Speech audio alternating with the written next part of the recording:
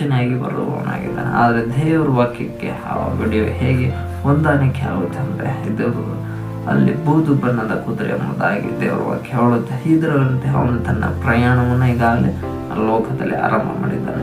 ಹಾಗಾದರೆ ಈ ಕುದುರೆ ಒಂದು ಆತ್ಮವಾಗಿದೆ. ಜಕರ್ಯ ಗ್ರಂಥದಲ್ಲಿ ಎಲ್ಲ ದೇವರ ಆತ್ಮ ನಮ್ಮ ಸಂಗಡ ಮಾತನಾಡಿದ್ದಾನೆ. ಭೂಮಿಯ ನಡುವೆ ಎಲ್ಲ ಘಟನೆಗಳಿಗೆ ಕಾರಣ ದೇವರಾಗಿದ್ದಾನೆ. ದೇವರು ತನ್ನ ಒಂದು ಆತ್ಮವನ್ನು ಲೋಕದಲ್ಲಿ ಕಳಿಸಿರುವಾಗ ಆ ಆತ್ಮವು ಬಂದು ಏನು ಕೆಲಸ ಮಾಡುತ್ತೆ ಎಂಬುದಾಗಿ ದೇವರ ವಾಕ್ಯದಲ್ಲಿ ನಾವು ಓದಿರುವಂತೆ ಪ್ರಕಟಣೆ 6:8 ವಾಕ್ಯದಲ್ಲಿ ಅದು ಭೂಮಿಯ ಕಾಲು ಭಾಗದಷ್ಟು ಜನರನ್ನ ಕತ್ತಿಯಿಂದಲೂ ಬರದಿಂದಲೂ ರೋಗದಿಂದಲೂ ಕಾಡು ಮೃಗದಿಂದಲೂ ಕೊಳ್ಳುವಂತೆ ಅದು ಮಾಡುತ್ತದೆ. ಈ ಘಟನೆಗಳು ಮುಂದಿನ ದಿನಗಳಲ್ಲಿ ಅತ್ಯಂತ ವೇಗವಾಗಿ ದೇವರ ಆತ್ಮ ತನ್ನ ವಾಕ್ಯಗಳನ್ನು ಲೋಕದಲ್ಲಿ ಆತನು ನೆರವೇರಿಸುತ್ತಾನೆ ಎಂದು ದೇವರ ಆತ್ಮ ಸಭೆಗಳಿಗೆ ಹೇಳುವುದನ್ನು ಕೇಳಲಿ ಎಂಬುದಾಗಿ ಅಂತ ತಕ್ಷಣದಲ್ಲಿ ಸಭೆ ಆತ ನಮ್ಮೆಲ್ಲರ ಸಂಘ ದೇವರ ಆತ್ಮ ವಿಶೇಷವಾಗಿ ಮಾತನಾಡ